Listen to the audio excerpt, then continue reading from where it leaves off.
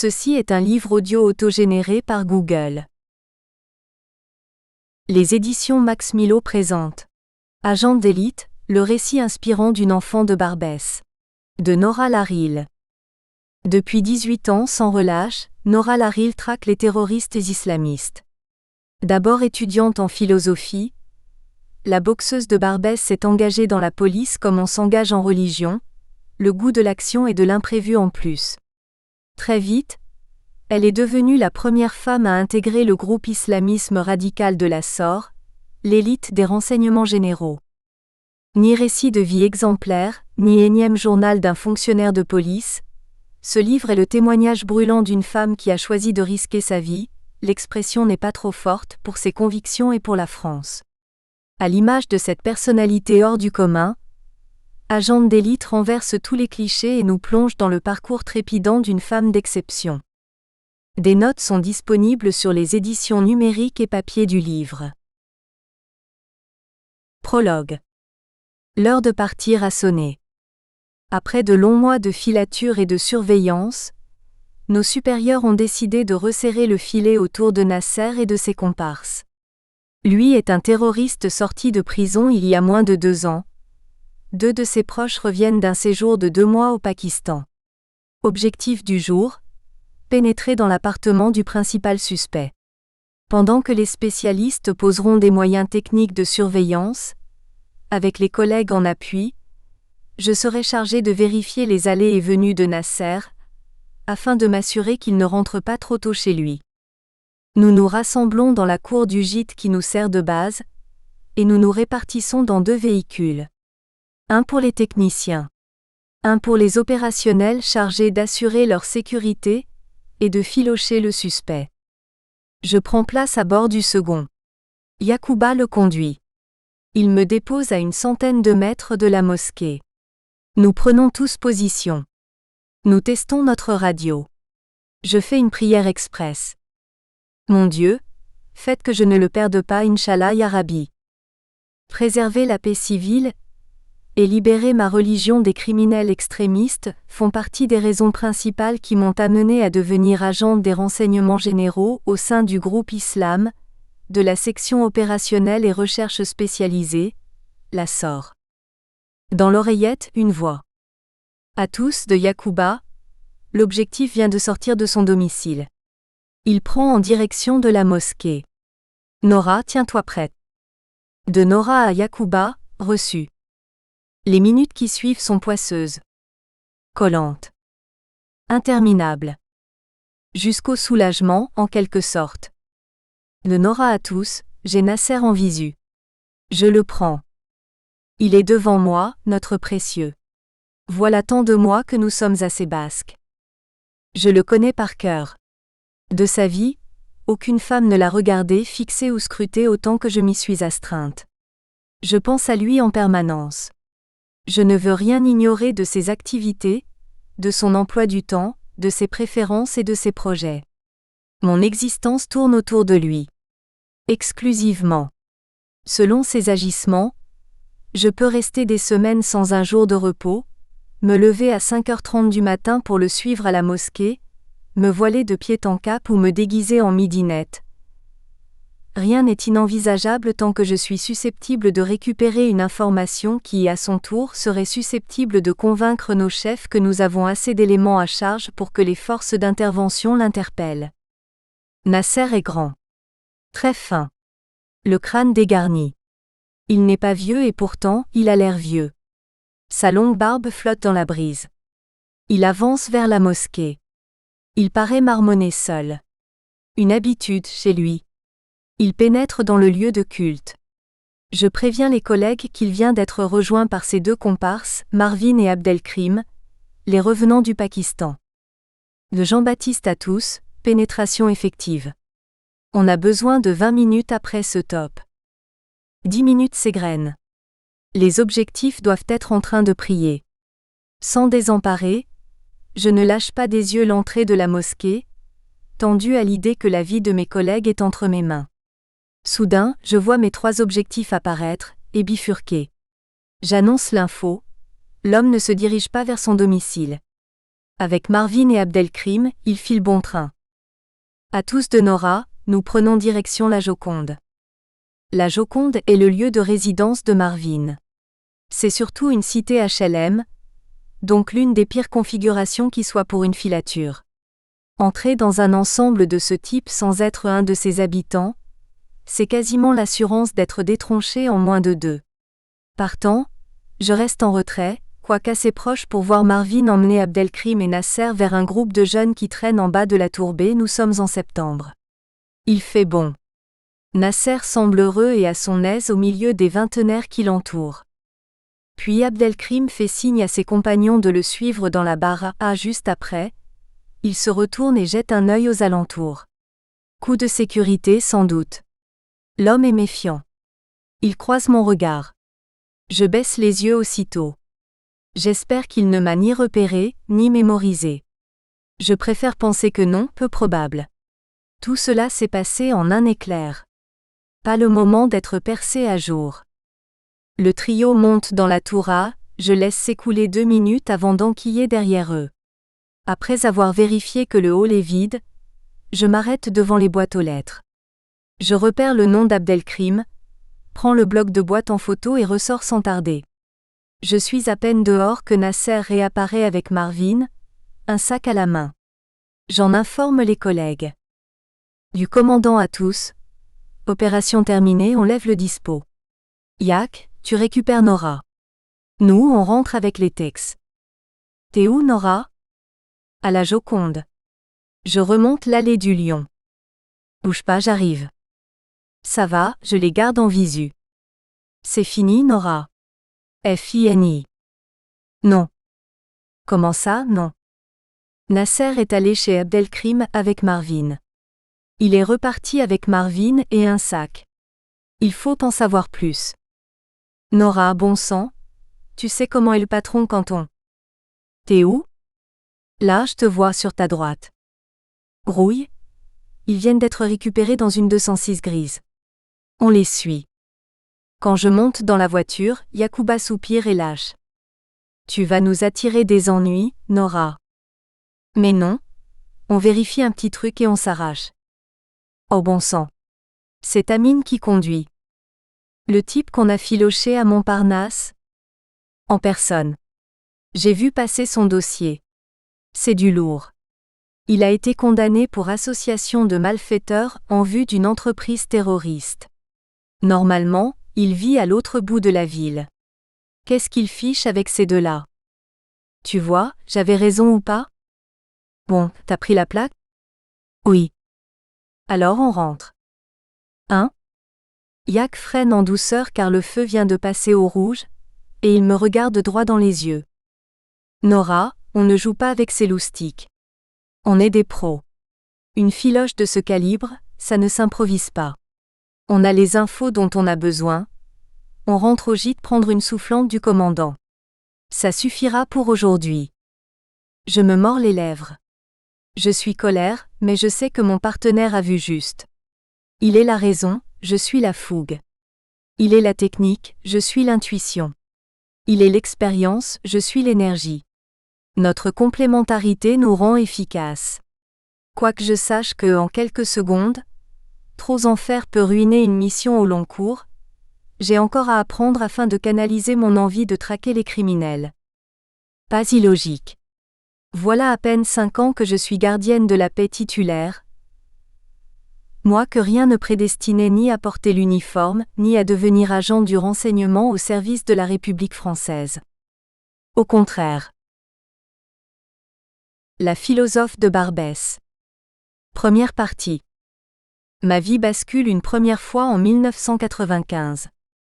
J'ai 21 ans. Ma voie est toute tracée. À ce que l'on m'a dit, je dois épouser un très riche homme d'affaires tunisien spécialisé dans le bâtiment.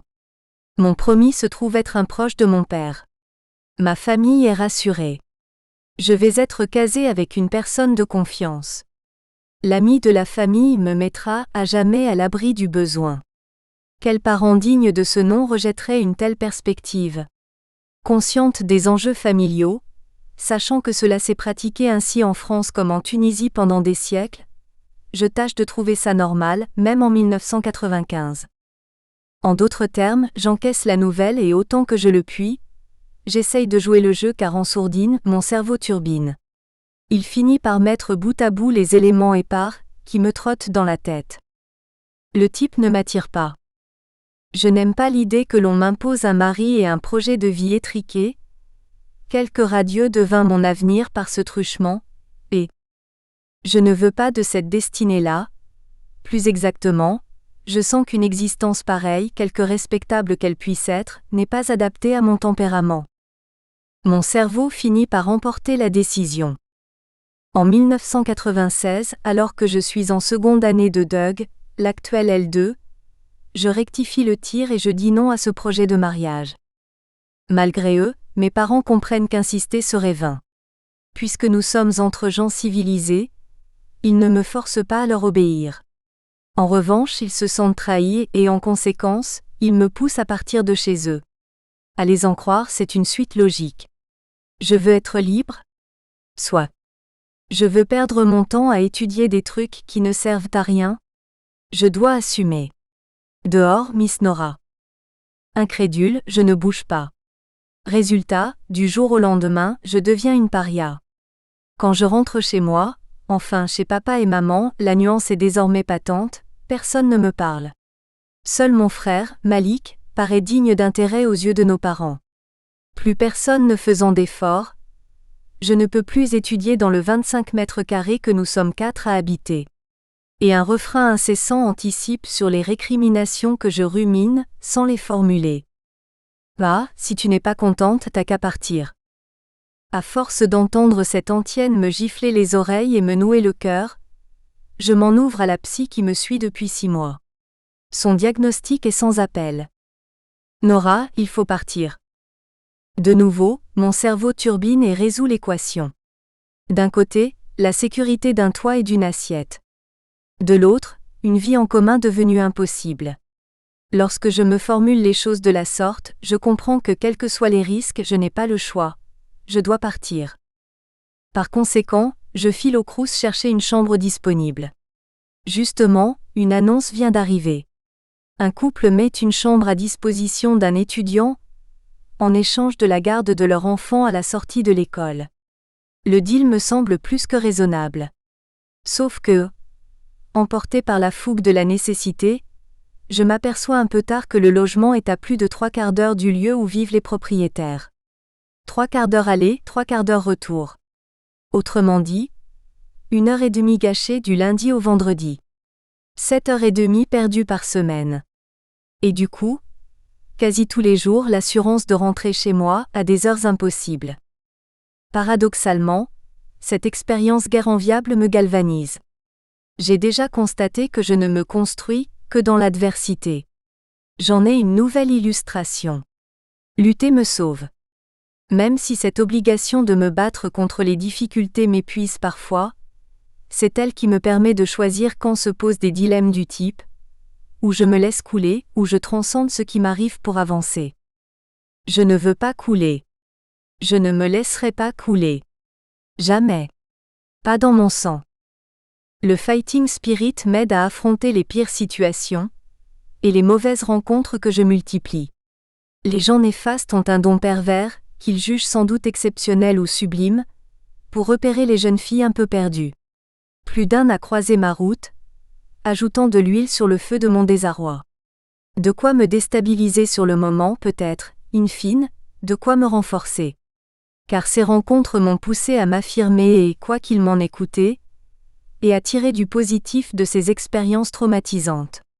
Pas le choix. Je ne veux pas me laisser annihiler. Je veux avancer. Pour cela, n'étant pas superwoman, je m'appuie sur mes copines de fac et sur ma psychanalyste, qui me reçoit 2 fois par semaine, contre 25 francs la séance, car elle sait que chaque sou chez moi est compté.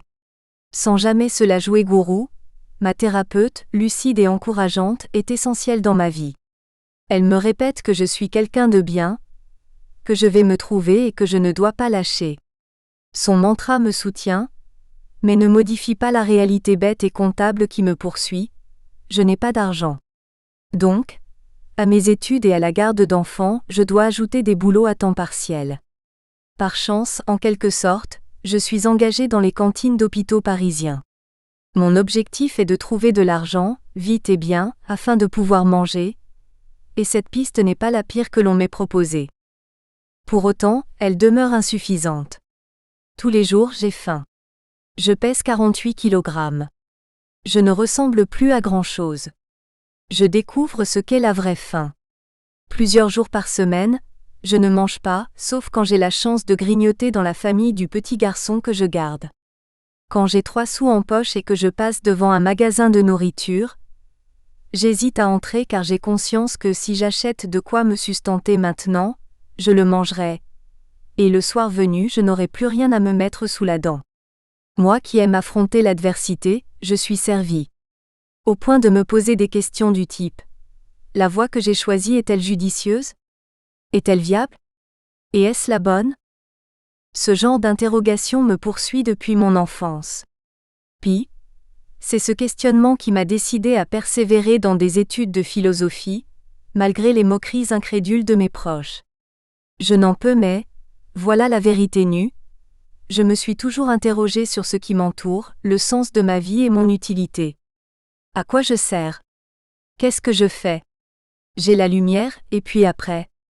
Dans quelle mesure penser, réfléchir et questionner peut-il m'aider à changer le monde? Voilà ce qui m'oriente. Très tôt, j'ai été sensible aux discours volontaristes et articulés des jeunesses communistes qui recrutaient alors, autour des lycées parisiens. Grâce à ces influences, j'ai lu Karl Marx. Et j'ai été fasciné par cette idée forte, complexe, euphorisante qu'il faut redistribuer les richesses équitablement. Dès lors, la philosophie, je la vois comme une perspective susceptible de m'aider à mieux me comprendre et à peser, en fin de compte, sur la marche des choses. Pas seulement sur un mode intellectuel. Dans la vie concrète aussi. Changer le monde pour partager de façon plus juste. Cette exigence, qui est une espérance pour beaucoup, ne me quittera jamais. Je la reformulerai. J'en gommerai peut-être les excès, les maladresses, les phraséologies surannées. J'en retiendrai les leçons. En dépit des errements, des excès, des fracas, me taraude aujourd'hui encore la question de l'injustice, de l'inégalité, du déséquilibre. Et je continue de me nourrir à ce malaise pour battre en brèche les préjugés, les racismes et les haines. Oui, sur ces points qui me semblent les plus nobles, pas sûr que j'ai beaucoup changé depuis cette époque. Ce nonobstant, sur le moment, aux yeux de mes parents, mon choix d'étudier la philosophie est incompréhensible ou à minima incongru. Tant qu'à aller à la fac, autant se spécialiser dans ce qui est utile et rémunérateur. Le droit, par exemple. C'est bien le droit. Ça ouvre plein de débouchés. Quel mot horrible, sauf pour un plombier peut-être. Par opposition, la philosophie ne sert à rien. On ne fait rien, avec un diplôme de philosophie. De surcroît, un philosophe est réputé dénigrer forcément la religion. En m'engageant dans cette direction, Nora la rebelle ne peut que devenir un nouvel exemple d'apostat et se transformer en Nora la mécréante. Pourtant, la question de la religion me travaille. Pas à cause de mes parents, qui ne sont pas pratiquants. Nous sommes musulmans de tradition. Depuis mon plus jeune âge, je sais ce qu'est le Coran, guère plus. N'empêche, très tôt je me suis accroché à Dieu. Qui d'autre pouvait me sauver? Mon enfance a été très difficile. Les tensions familiales et le manque d'argent m'ont marqué. Je croyais en Dieu parce qu'il était le seul pôle susceptible de m'aider. Quelle meilleure raison? Quel plus bel espoir? Pour le reste, toute Nora Laril que je sois, avec ce que cela charrie de représentation et d'imaginaire, côté pratique religieuse et fondements spirituels, je n'ai pas beaucoup de matière chez moi. Mon père ne prie pas 5 fois par jour en direction de la Mecque. Ma mère n'est pas voilée jusqu'aux yeux. Adieu, clichés et conventions. À vrai dire, je ne perçois la profondeur et la vitalité de la religion qu'en découvrant la philosophie.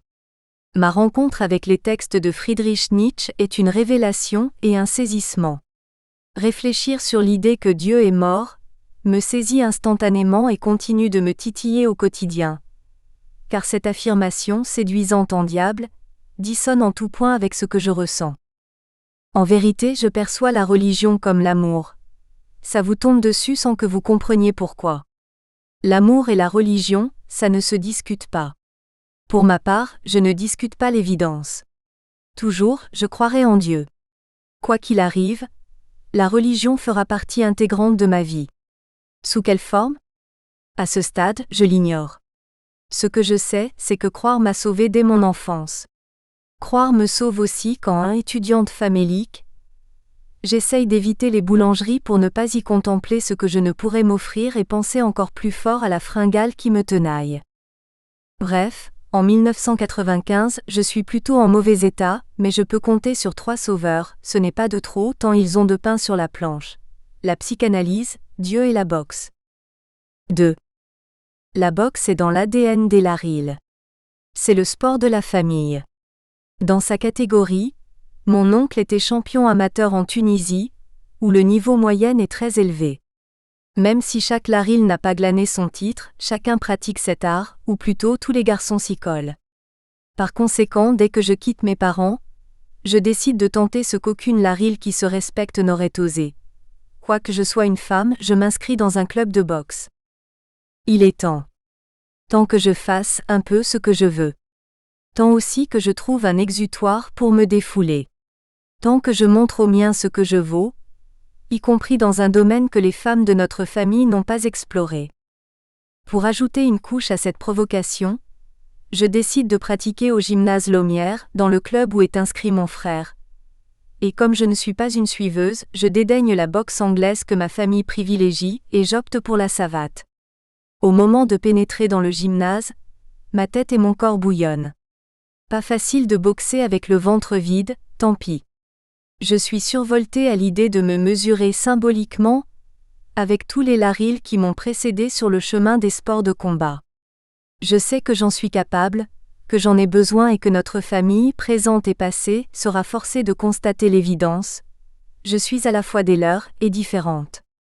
Cette décision de commencer la boxe est un grand soulagement, mais pas principalement. C'est surtout une nécessité vitale. À cette époque, ma vie n'est qu'une série de contraintes. Je dois garder un enfant pour ne pas être à la rue. Gagner de l'argent pour survivre. Suivre des cours.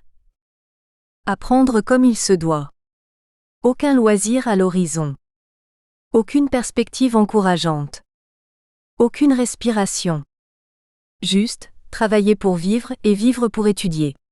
Consciente que je suffoque, la psychanalyste aussi m'encourage dans cette voie. Je suis sûre que ça va vous aider de taper dans un sac, m'annonce-t-elle. En plus, cela vous évitera peut-être de vous inventer des maladies et de somatiser. Donc j'y vais. À 20h, je suis devant le gymnase Laumière. J'ai l'étrange impression d'être dans un nouveau monde. J'ai grandi entre Gare du Nord et Barbès, soit à un gros quart d'heure de métro du gymnase. Pourtant, je ne suis plus dans mon espace familier. Je n'ai aucun repère ici. Je me souviens d'un cours de sociologie où l'on nous assénait que le propre des enfants des classes sociales défavorisées, c'est qu'ils ne sortent jamais de leur quartier. Il faut croire que certains clichés contiennent une part de vérité. Le patron du club d'anglaise s'appelle Jackie Chiche. C'est un séfarade réputé pour sa gouaille. Quand il arrive, les pratiquants de la boxe anglaise qui s'agglutinaient devant l'entrée, majoritairement des Golgos et ultra-majoritairement des hommes, entrent en masse. Parmi eux, un beau gosse que je mets un moment à identifier comme David, dit Roméo, Sarfati. Le Nicolas d'une famille formidable, le Louis de Sous le Soleil, bref, l'Apollon de la télévision me sourit. Aussitôt je balbutie 3 mots incompréhensibles, même pour moi, et je baisse les yeux. Enfoncé dans mon quotidien asphyxiant, le sourire d'un beau garçon, je n'ai plus l'habitude. La confiance m'a déserté. Je me raccroche plutôt à ma volonté, celle dont me nourrissent quelques figures inspirantes. Mohamed Ali, par exemple. Rocky, bien sûr. Ces gens qui ne partent de rien, et arrivent à devenir quelqu'un. Même si Tony Montana connaît une fin tragique, peu me chaud. Je me reconnais complètement dans son personnage de Scarface. Quand il lâche, j'ai les mains faites pour l'or, et elles sont plongées dans la merde. J'ai l'impression qu'il est mon porte-parole. Peut-être lui et moi ne mettons-nous pas le même sens dans l'idée de l'or. Quelle importance? Lui veut devenir richissime, avec ce qui va avec. Moi, je veux m'extraire de ma condition de fille d'immigrés défavorisés. Je veux franchir les caps sociaux qui me barrent l'horizon, faire exploser les plafonds de verre ou de fer qui m'étouffent, trouver les échelles qui me permettront d'aller plus haut. Je veux entraîner ma famille dans mon ascension. Et fin du fin, autant l'admettre, je veux accomplir cela pour que enfin mon père soit fier de moi. Mon projet est aussi flou que titanesque. Je ne sais pas comment je vais parvenir à le réaliser, ni de quoi il sera constitué. J'ai donc besoin de ces personnages, réels ou imaginaires, qui me laissent croire à la possibilité de s'extirper du néant grâce à la pugnacité et à la persévérance. S'ils sont parvenus à leur fin, fût-ce dans la fiction mais pas que, Mohamed Ali est bien réel lui, moi aussi je peux y arriver. A posteriori, le côté amusant de la chose est que je partage les mêmes références avec les grands délinquants dont j'aurai à m'occuper plus tard. Eux aussi, même plus jeunes que moi, admirent souvent Rocky et Tony Montana. Eux aussi ont les mains dans la merde et un jour, ont décidé qu'il valait mieux que ça. Eux aussi vibrent en pensant à ces figures d'immigrés qui n'ont pas peur de leurs ambitions, qui croient en leurs rêves et qui se battent pour s'accomplir. En revanche, comme Tony Montana, ils n'ont pas la même définition de l'or que moi. Savoir pourquoi nous n'avons pas suivi les mêmes routes et pourquoi nos objectifs se sont révélés si différents, la question est si gigantesque que je ne veux pas y répondre définitivement, mais parfois je prends le temps d'y songer. En 1995, à Laumière, on ne songe pas. On s'échauffe, on fait ses gammes, on travaille des enchaînements, on fait monter le cardio en martelant un sac de ses poings et de ses pieds, on s'affronte. Ma première intuition est la bonne, je découvre que ce sport c'est mon sport. Comment ai-je pu vivre si longtemps sans le pratiquer? Pendant 1 an, je viens 2 fois par semaine suivre les conseils d'Emeric. C'est loin, à 50 minutes de chez moi, c'est épuisant, c'est parfois douloureux, mais c'est essentiel. Je m'accroche à la boxe française comme les poumons d'un apnéiste s'accrochent à l'idée que bientôt, l'air les réalimentera. Tous les lundis, tous les mercredis, je reviens avec un enthousiasme inaltéré.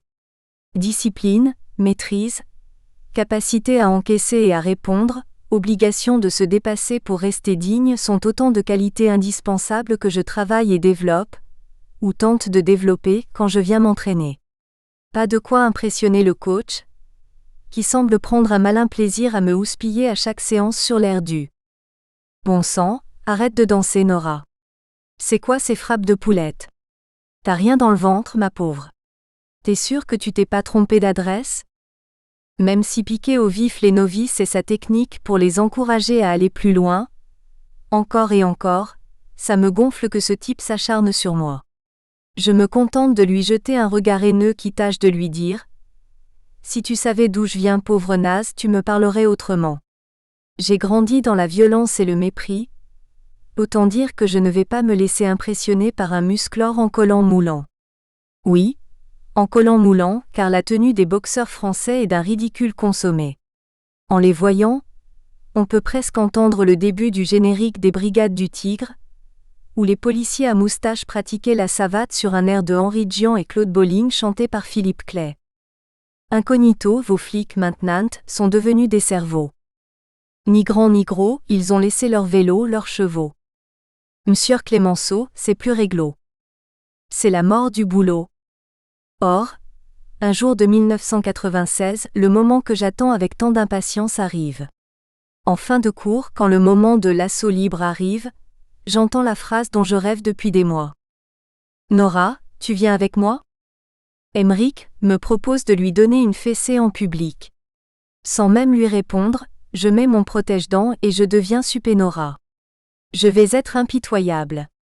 Au long des mois, je me suis entraînée pour l'obliger à ravaler ses petits airs supérieurs et ses formules à l'emporte-pièce. La poulette qui danse va révéler son âme de dragonne qui crache le feu. Oui, ce moment, c'est mon moment. L'entraîneur va comprendre ce qu'il en coûte de provoquer la petite gamine à longueur de séance. Je vais lui décocher quelques droites, et rétablir ma dignité. J'ai 2 minutes pour cela. En mode warrior, je me rue sur lui dès que le gong retentit.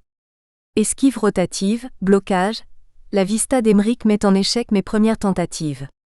Croyez-vous que j'en sois chafouine? Au contraire. La fureur me transcende. Je suis certaine que, en persévérant, je vais le fatiguer et trouver l'ouverture qui va bien. Donc, je multiplie les séries rageuses. Profitant de ce que je me suis découverte, une droite en pleine face me ramène à la raison. La fin de la récré a sonné. Alors que je suis encore ébranlée par le premier gros direct que j'ai reçu, un coup de pied chassé me repousse dans les cordes. Une pluie de poings s'abat sur moi. Les droites-gauche en direct, les crochets courts et les uppercuts me secouent. Par réflexe, je tente de pivoter pour ne pas rester coincée dans les cordes. Bientôt, j'en suis réduite à balayer le ring. Emeric ne me laisse me dégager que pour mieux me châtier. Dès qu'il le décide, un fouetté suffit à me remettre dans le coin où la puissance et l'endurance de mon adversaire ne me laissent aucune chance. En 5 mots comme en 1000, je vis 2 minutes horribles. Sauvée, ou presque, par le gong, je reste KO debout, incrédule et incapable de bouger pendant de longues secondes. Je suis éberluée. Comment ai-je pu recevoir une telle dérouillée? Pensée positive oblige. J'essaye d'être fière de ne pas être tombée, bien que j'ai conscience d'avoir échappé à cette humiliation parce que le coach a choisi de me l'éviter. J'essaye surtout de comprendre ce qui m'est arrivé. Voilà un moment que je n'avais pas pris une correction aussi sévère. Moi qui m'apprêtais à punir l'insupportable Emeric, moi qui étais certaine de montrer qui est Nora, j'ai été laminée dans tous les secteurs. Alors j'enlève mon protège-dents et les mâchoires serrées, je descends du ring, la tête encore pleine de nuages cotonneux. Direction les douches, quand mon bourreau m'interpelle. Ben la miss, c'est quoi cette tête? Tu boudes? Nan, je m'en fiche. C'était un assaut comme ça, pas Joe Fraser contre Mohamed Ali. Ah ça non? Je veux plus entendre ces conneries Nora, tu prends note? Plus jamais. Tout se joue à chaque assaut, absolument tout. Si tu te sors pas tes tripes dès que tu es entre 16 cordes, si tu donnes pas plus que ce que tu n'as, tu peux rester chez toi, ça sert à rien de venir ici. Compris? Je veux voir tes tripes, tu m'entends? Toutes tes tripes. C'est ça qui m'intéresse, chez toi. Et ce soir, j'ai à peine vu un petit boyau. N'empêche que ce petit boyau n'a pas flanché. Pas vrai? Écoute. Exceptionnellement, je vais être gentil avec toi. Je vais te dire que tu t'es plutôt pas mal débrouillée, pour une danseuse. Ton gros problème, c'est que tu n'as pas encore l'œil du tigre. Ça se travaille à chaque entraînement. Une fois de plus, j'encaisse. Et au moment où je vais reprendre mon chemin, Emeric lance. Bon, cela dit, pour un début, c'était pas si nul que ça. Allez, file te doucher et viens boire un coup avec nous. Ça va te remettre les idées en place. Je me raidis. Depuis 1 an, je redoute et j'évite ça. Je sais que se retrouver autour du grand gourou est un truc que la plupart des garçons du groupe attendent. Pour ma part, aller boire un coup avec une clique à qui je n'ai rien à dire ne constitue pas mon rêve absolu. Sauf qu'il est hors de question de refuser. Je suis sûre que c'est ce qu'attend Emeric. Que la poulette humiliée se carapate chez elle en maugréant. Je ne lui offrirai pas ce cadeau. Pas le style de la maison. Partant, je me contente de hausser les épaules, et je grommelle. Ok, on va où? Au Jaurès.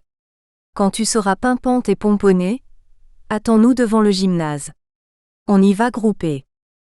Le cerveau clapotant encore entre brume et flou, je file sous l'eau sans avoir conscience que, en acceptant l'invitation de l'entraîneur, ma vie vient de nouveau de basculer, et cette fois, définitivement. 3. Ce soir-là, devant le gymnase Laumière, j'attends sagement que l'entraîneur et ses admirateurs daignent me rejoindre, afin de gagner le troquet du coin en leur compagnie. Pour passer le temps, je contemple mon ombre qui se découpe sur le sol. Est-ce bien mon ombre d'ailleurs? Elle me paraît trop grande. Mal adaptée à celle que je suis ou crois être. Rien d'étonnant. Même face au miroir, je ne me reconnais pas. Je n'habite pas mon corps. Trop fin pour ça. Trop de questions. De préoccupations. D'incertitudes. Dès lors, aller boire un verre ne me tente pas. Pas l'esprit à ça. D'autant que je ne suis pas sûre d'avoir de quoi me payer la bière de rigueur. Peut-être un coca sera-t-il accessible. Pas envie de me taper la honte, en réclamant les centimes manquants. Le grand gourou m'extirpe de mes pensées en débarquant enfin, entouré de son aréopage de fans. Nous gagnons le bar, entre élèves d'Emeric et habitués du club. Parmi ces piliers de Lomière, il y a Jean, un moniteur qui supplée parfois le big boss, mais avec une bienveillance totalement étrangère au coach en chef. Pour caractériser Jean, je dirais deux choses. D'une part, dans son style, il est redoutablement beau gosse. Brun, deux petites billes bleues au fond des orbites, tout en muscles, coiffure impeccable, le portrait craché du gendre idéal. D'autre part, une rumeur le couvre d'un voile affriolant. Jean serait espion. C'est pourquoi il ne serait présent que par intermittence, au gré de ses missions. Je ne crois pas qu'un agent secret, ça ressemble à ça. À dire vrai, aucune idée à quoi ça ressemble, dans la vie, un agent secret. Pour être honnête, je m'en fiche pas mal, de savoir ce que fabrique Jean quand il a tourné les talons. Néanmoins, j'admets qu'une telle légende, avec un tel physique, ça pose un homme. Dans le brouhaha du moment, le soi-disant espion me complimente, fidèle à son habitude d'encourager les élèves plutôt que de les débiner pour titiller leur orgueil. Il juge que je me suis sacrément bien débrouillée, pendant mon assaut avec Emeric. Je veux croire que ce ne sont pas des paroles en l'air, quoique je sois encore sous le choc de la fessée que je viens de prendre. Pendant que je tente de juguler mon désarroi et de me concentrer sur l'instant présent, les commandes de pinte de Grimbergen pleuvent comme à Gravelotte, jusqu'à ce qu'Emeric explose en entendant mon choix. Un coca, ma pauvre Nora ? Relève-t-il, épouvanté. Tu as commandé un coca ? J'acquiesce. Aujourd'hui encore, je me souviens de la scène dans ses moindres détails. De ma main crispée dans ma poche, serrant la fortune qui me reste, 4 francs. De mon soulagement quand j'ai vu le prix du coca, sur l'ardoise, 4 francs. De ma sensation de malaise en pensant que du coup, ce soir, je ne mangerai pas, sauf si j'arrive à dénicher un vieux truc au fond d'un tiroir. Donc je confirme, ce sera un coca pour moi. La voix d'Emeric claque. Avec son accent de titi parisien, on dirait Arletty dans le corps de Jean-Claude Van Damme. T'es dingue ma poulette. Allez, je te paye une binouse et on n'en parle plus. D'accord. Je ne proteste pas. Impossible. Il vient de se produire un truc de dingue. Emeric, l'incroyable Emeric en personne, l'Emeric qui passe ses cours, me semble-t-il à me débiner, cet Emeric-ci me sourit comme s'il avait compris une partie de mon désarroi et de mon mal-être. J'ai l'impression que sous ses airs moqueurs, il a assez d'empathie pour lire dans mon esprit. Il ne sait pas ce que j'endure, non, il fait plus fort, il le ressent. Alors, son sourire, le premier depuis que j'ai rencontré Emeric, je le savoure, je l'aspire, je l'ingère, et je devine qu'il restera gravé en moi pour longtemps. Je ne suis peut-être pas encore une tueuse sur le ring, qu'importe. Je comprends instantanément que, au moins pour ce sourire, j'ai eu raison de persévérer dans ce sport. Tandis que je savoure ce flash éphémère, l'entraîneur rectifie ma commande, reprend son visage habituel et se tourne vers les autres, les yeux au ciel. Un coca, murmure-t-il. Dites-moi que je rêve. Dès que le serveur revient avec son plateau plein, le coach se saisit d'une pinte et s'écrie. Je lève mon verre à Nora, qui a enfin daigné venir boire un coup avec nous. Dire qu'il suffisait que je lui colle une petite correction, pour qu'elle comprenne qui est le patron. Les rires de notre tablée saluent cette blague à la fois innocente et crispante. Je n'aime pas les mecs trop sûrs d'eux, et pourtant le sourire de l'entraîneur me réchauffe encore de l'intérieur. Quand, pour alimenter la causette, Emeric me demande ce que je fais dans la vie, je connais à l'avance les réactions que ma réponse va provoquer, mais je ne me dégonfle pas. Je suis étudiante en philosophie. Les gars qui ont entendu attendent de savoir s'ils doivent rigoler ou jouer les étonnés. Le coach tranche pour eux. Genre les mecs en toge qui passent leur temps en sandalettes à se poser des questions imbitables. Ironise-t-il. Nan, genre une fille en jean et tennis qui se pose des questions essentielles. Et pas que des questions essentielles d'ailleurs. Par exemple, tu fais quoi toi? Emric porte brusquement la main devant sa bouche en secouant la tête. Désolée, ma danseuse. Je ne te dirai rien. Sinon, je serais obligé de te supprimer après, et une jolie pépé comme toi ce serait dommage. À la rigueur, je peux te donner un indice, je porte toujours un Glock sur moi. Un quoi? Emric se redresse légèrement et soulève son blouson d'aviateur. Un flingue apparaît en partie. La vache.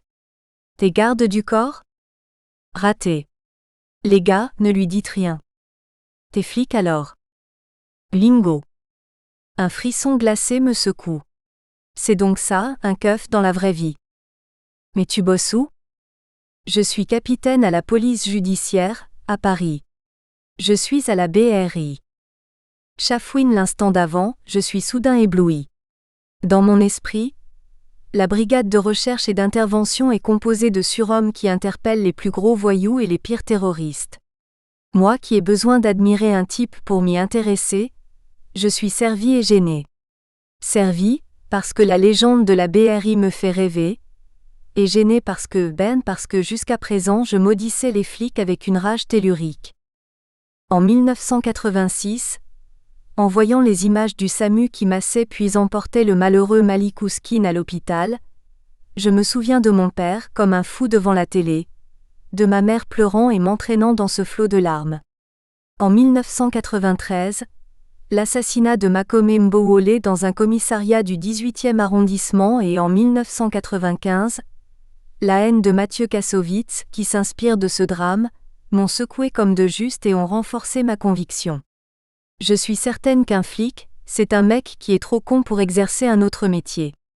Le récit de mon père, si respectueux de l'ordre depuis son arrivée en France, sur la corruption des fonctionnaires tunisiens de l'époque n'a pas nuancé mon opinion. Je suis persuadé qu'un flic, ça obéit aux ordres et ça désobéit à la loi. Et oui, philosophe, j'aime me poser des questions, toutefois, aussi humaine que chacun d'entre nous, il m'arrive de succomber aux sirènes des clichés. Les représentations préfabriquées, les croyances vindicatives, les jugements tranchés, ça rassure et ça évite de se prendre la tête, je ne le sais que trop. Et même les gens qui aspirent à penser en déconstruisant les présupposés, qui étudient pour cela et qui se battent avec eux pour y parvenir, même eux échouent quelquefois à être à la hauteur de leurs ambitions. Par chance, ce soir-là, Emric m'accueillit une seconde fois après notre assaut. Partant, ma question du moment est: et si finalement un flic n'était pas qu'un gros con? Et si un flic, c'était aussi celui qui entraîne en bénévole des gamins de quartier 2 soirs par semaine? Voir qu'un bleu est capable de s'investir dans ce club, où sont surtout inscrits des jeunes un peu perdus me touche. Pour lui, j'imagine que c'est une manière de mieux percevoir ce qui se passe dans nos têtes de pioche. Et nous, il nous donne, à notre corps défendant, une image plus complexe de son métier. Au fur et à mesure, je découvre que nombre d'encadrants du club Lomière sont policiers. Il faut s'apprivoiser réciproquement pour le découvrir. Cela ne s'affiche pas d'emblée. Logique. Beaucoup de jeunes fuiraient un club où les entraîneurs sont condés. Le temps est nécessaire pour construire un sentiment où, à force d'habitude, la familiarité se transforme en confiance, les masques tombent et les confidences des fonctionnaires sur quelques affaires qu'ils ont eu à traiter donnent à voir une facette beaucoup plus engageante de leur boulot, et de nous, gamins des quartiers, découvrons avec un étonnement non fin que les keufs ont d'autres activités que contrôler les jeunes ou tuer des innocents selon leur faciès. Ils ont un rôle essentiel pour assurer notre quiétude. Et certains, comme à la BRI, risquent au quotidien leur vie pour nous. J'avoue que la BRI en particulier me fascine. Dans mon imaginaire, et pas uniquement, le face-à-face du 28 septembre 1900. Nous espérons que vous avez apprécié cet aperçu. Pour continuer à écouter ce livre audio sur Google Play Livres, utilisez le lien dans la description de la vidéo.